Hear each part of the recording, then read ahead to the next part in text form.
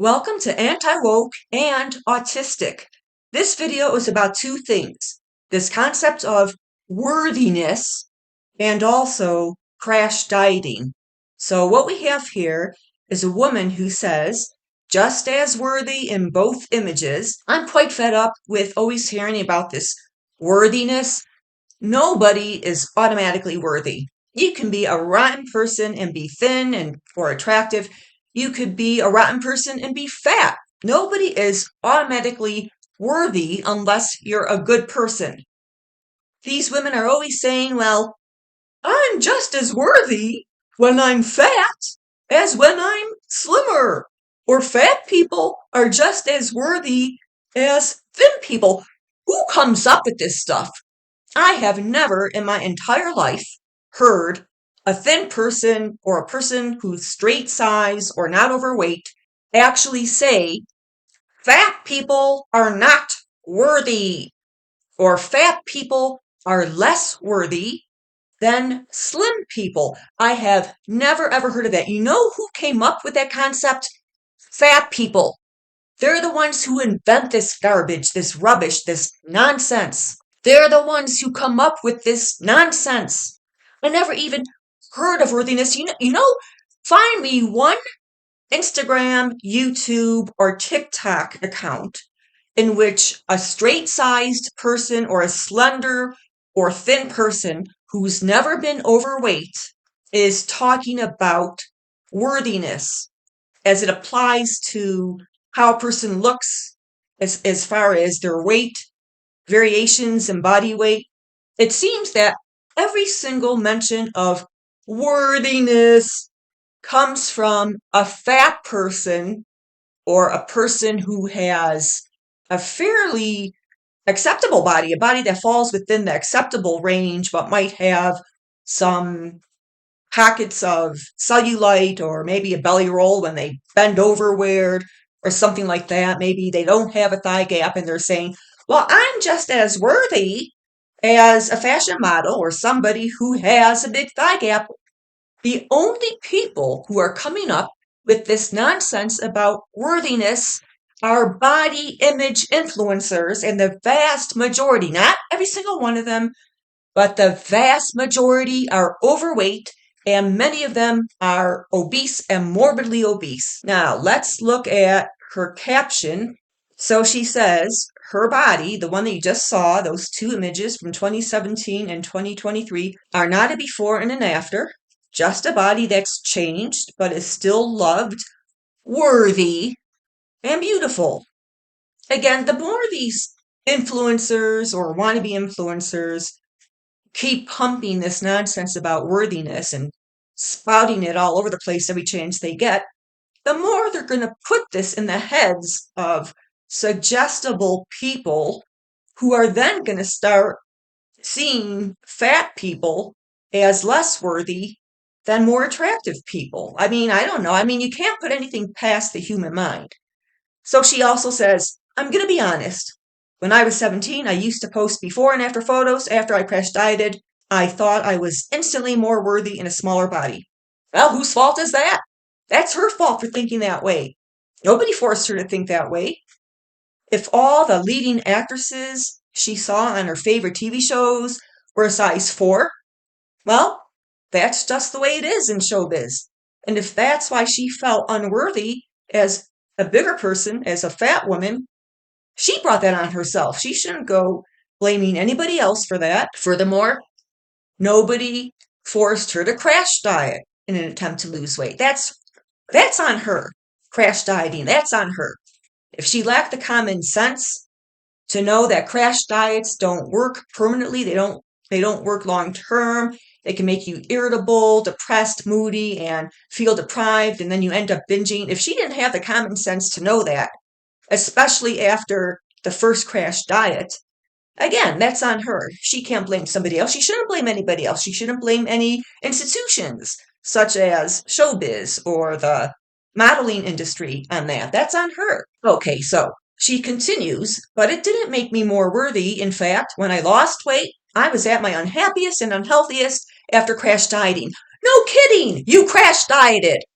Now, I'm going to assume that In her experience, crash dieting meant something like 700 calories a day, only green salads with very low calorie salad dressing, which tastes awful, by the way, dry tuna salads, eating out of tuna fish cans, just drinking Diet Pepsi, and just having a very bland diet that was only 600 or 700 calories, 800 calories a day, leaving her not only feeling deprived, but really, really hungry.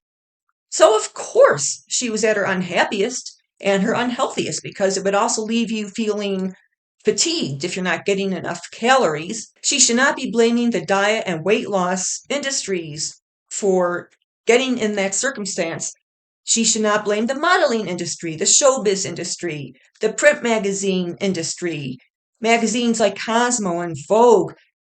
She should not be blaming any of them if she chose, in a free country, she chose to crash diet. That's on her. It's on nobody else but her. It is not the fault of diet culture, if you want to call it that, the diet industry. Nobody forced her. Nobody forces anybody to go on a crash diet. That's what you choose to do because you lacked the common sense to know that a crash diet is bad and doesn't work. It can leave you feeling miserable and can make you unhealthy. You don't have to have a medical degree or be a nurse to know this stuff. Anybody with half a pea for a brain knows this. Crash dieting. Is that the only kind of weight loss plan she's ever tried? That's all she's mentioning. I haven't read the rest of her Instagrams, but she doesn't mention any other kind of diet here. She only mentions crash dieting. Has she ever tried calorie management? Calorie tracking? Calorie tracking doesn't have to be extreme. You could be on 1900 or 2000 calories a day and lose weight. If you're chowing down 4 or 5000 calories a day and you go down to 2000, you will lose weight for sure. This woman lacked the common sense to try portion control. Keep eating what you're eating, all your favorite foods, but just less. That doesn't mean it has to be extreme. Doesn't mean it has to be overly restrictive. Doesn't mean you have to do anything non-sustainable or gimmicky or like a fad. So if you normally eat like a double cheeseburger at McDonald's and a large fries and a large Coke, instead you get a small Coke. You get a small fries. You get a single hamburger. So you're eating the same kinds of foods, but you're intaking less. It's the law of thermodynamics, calories in versus calories out. There are people who have lost weight simply on portion control, but they're still eating bread and butter and pasta and pancakes and things like that. Of course, you could always make the effort to eat fruit instead of candy for snacks. Replace soda with water. Replace juice with whole fruit. Eat lean cuts of meat instead of fatty cuts. Eat less bacon or eat scrambled eggs instead of bacon every morning for breakfast. I mean, there are all sorts of sustainable things you can do. She's crash dieting. Again, anybody with the IQ of a shoehorn knows crash dieting doesn't work. And if you crash diet, you're an idiot for blaming diet culture on that. Okay, this is another one that's on her and only her. Her choice. She says, at the time, I wanted to show the bullies that made my life hell for being fat that I was thin now and more worthy. What the heck? Is that the most important thing you want to do is show those bullies who made your life hell? I have a hard time believing that because she looks fairly young, such that when she was in grade school or adolescence, high school, that was still a time, by that time, rather, I should say, obesity in kids and teens was very common. So what's her definition of being bullied? Like when I was growing up, being bullied was, being pushed to the ground at the school, at the playground, something like that. Like you're pushed against a wall, the jocks take your head and stick it in a toilet, they stuff you in a locker, they steal your lunch. I mean, these days, a bully is somebody who goes oink, oink when they pass you in the high school hallway, and that's today's bully. I swear these people are so soft. When she says she was bullied, I'm tempted to think that the bullying was confined to just name calling. Did anybody trip her? Did they push her? Did they dump garbage on her? Did they squirt ketchup and mustard all over her hair? And did they block doorways and slap her and kick her? Or was it just name calling? Yeah, nobody likes to be called names, but to say that name callers are bullies that made your life hell because they called you fat, well, you were fat. They're just saying a fact. Wouldn't that be more motivation to lose the weight? Yeah, of course it would be. But you should have the common sense to lose weight for improved mobility, improved health, improved energy, more stamina, prevention of disease, or lower the risk of diseases that are strongly associated with obesity or outright caused by obesity. Instead, she's all wrapped up with, well, I gotta show the bullies. I'm thin now. Guess what? The bullies don't care if you got thin. They'll find something else about you to bully. They didn't bully you because you were fat.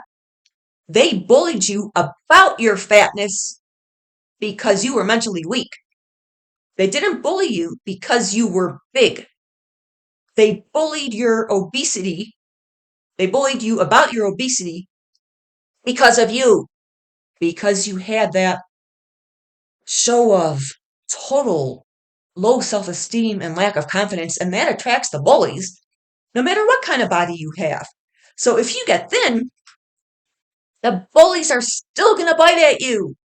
They'll find something else to pick on you about. Believe me, they will find something else to pick on you about if you have a bullygenic personality.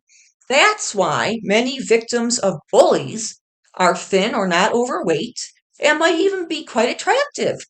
And sometimes the bully themselves is overweight. Now, I'm not stereotyping fat people as bullies, but bullies come in all sizes because when you get right down to it, the bully victim dynamic is a power dynamic, and the bully has the power, which comes from up here, and the victim lacks the power, and that lack comes from up here, regardless of your body size. Now, maybe in this case, and maybe there are other cases in which the bullying kind of gets subdued and kind of goes away if the person has lost weight, but you let me know if you've ever had the experience of making all the bullying stop simply because you lost the weight.